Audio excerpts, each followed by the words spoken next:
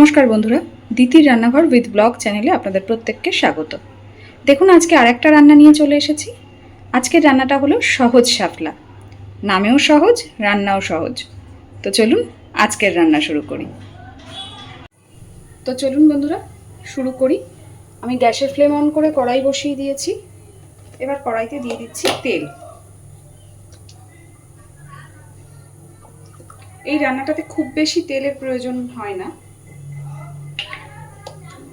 তেলটাকে এবার খুব ভালোভাবে গরম করে নেব। তেলটা খুব ভালোভাবে গরম হয়ে গেলে সবার আগে আমি লবণ মাখানো চিংড়ি মাছটা ভেজে নেব। আর শাপলাটাতে আমি লবণ আর হলুদ দিয়ে একটু মেখে রেখেছি, তাতে শাপলাটা নরম হয়ে জলটা বেরিয়ে যায়। আপনারা চাইলে নর্মালিও করতে পারেন, কিন্তু এইভাবে করলে আমার মনে হয় শাপলা রান্নাতে একটু সুবিধা হয়। তো আমি ওই জন্য শাপলাটা লবণ আর হলুদ মাখিয়ে রেখে দিয়েছিলাম আগে থেকে।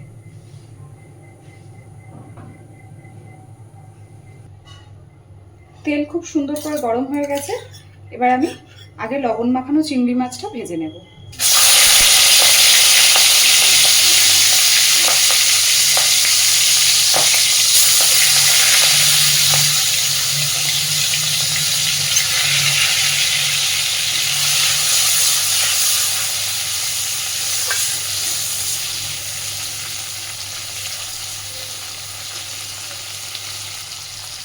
চিংড়ি মাছগুলো খুব সুন্দর করে ভাজা হয়ে গেছে।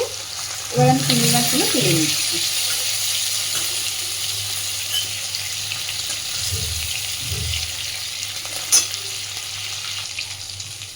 ওই তেলেই এবার আমি ফোড়নে দিয়ে দিচ্ছি একটু জিরে,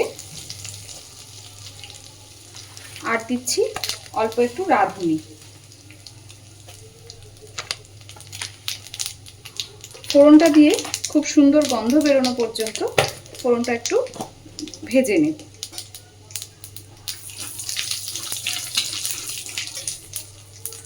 এবার লবণ আর হলুদ মাখিয়ে রাখা শাপলাটাও দিয়ে দিচ্ছি।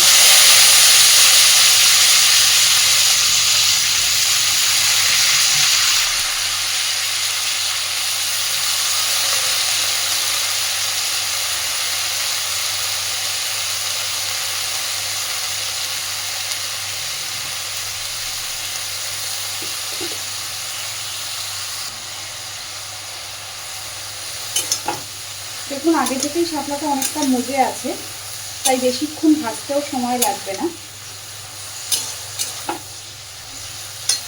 একই সাথে দিয়ে দিচ্ছি কয়েকটা চেরা কাঁচা লঙ্কা।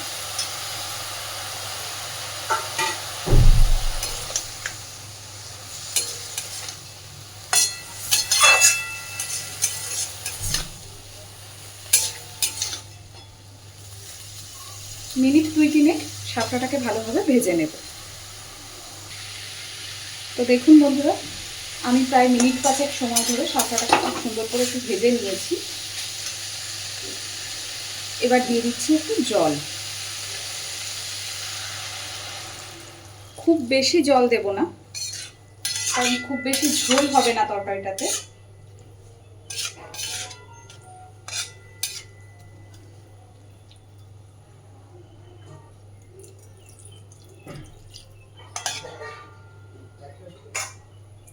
এইবার ফুটে ওঠা পর্যন্ত একটু অপেক্ষা করব।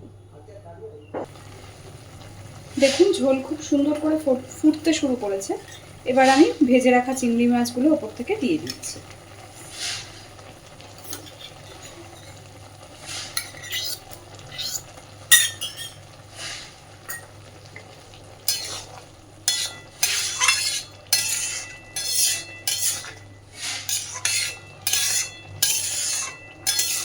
আরও মিনিট 5 খুব ভালোভাবে এটাকে ফুটিয়ে নেব।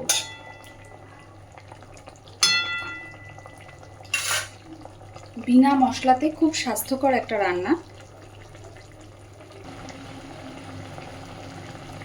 এই পর্যায়ে ওপর থেকে আমি দিয়ে দিচ্ছি একটু ভাজা জিরের গুঁড়ো।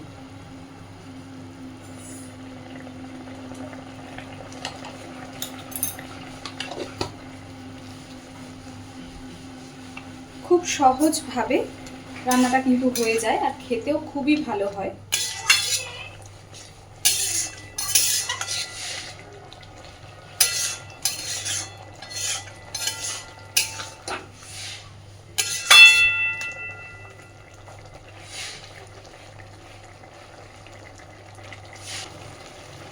দেখুন বন্ধুরা, আমার রান্নাটা একদম রেডি।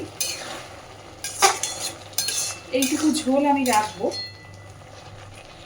তো গ্যাসের ফ্লেমটাকে এবার আমি অফ করে দিলাম। নামটাও সহজ শাফলা, রান্নাটাও একদম সহজ। তো যদি আপনাদের আমার এই রান্নাটা ভালো লেগে থাকে, বাড়িতে অবশ্যই ট্রাই করবেন, আর কেমন হয়েছে আমাকে জানাবেন। আর প্লিজ আমার চ্যানেলটাকে লাইক, শেয়ার এবং সাবস্ক্রাইব করে আমার পাশে থাকবেন। ধন্যবাদ।